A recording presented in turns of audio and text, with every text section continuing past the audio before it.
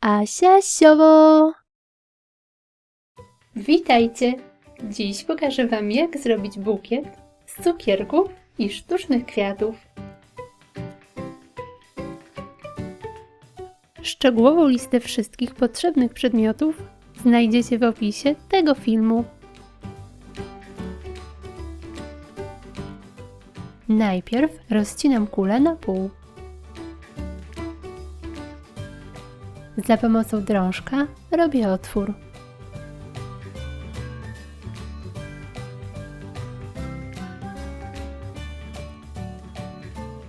Drążek owijam tasiemką.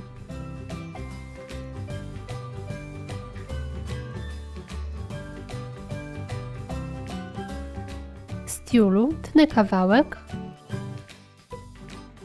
składam na pół i owijam nim cukierek. Zabezpieczam klejem. To samo robię z pozostałymi cukierkami. Dół półkuli obklejam liśćmi.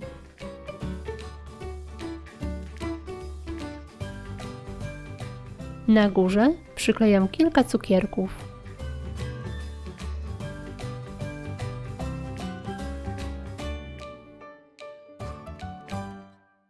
Mocuję sztuczną trawę.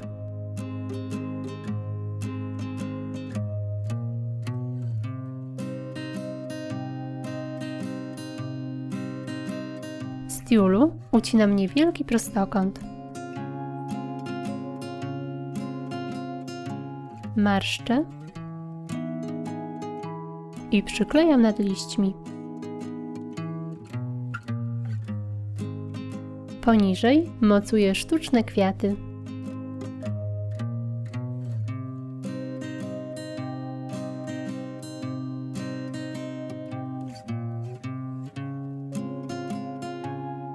Z siatki robię kilka pasków.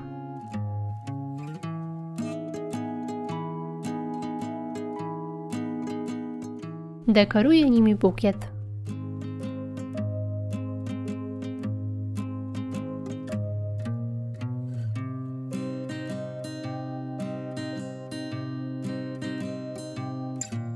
Do otworów kuli wlewam klej i mocuję drążek.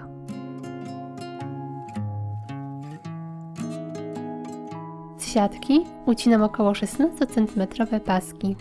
Składam je na pół i mocuję do półkuli.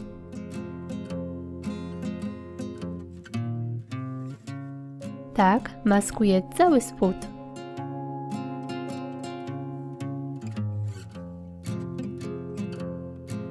I gotowe!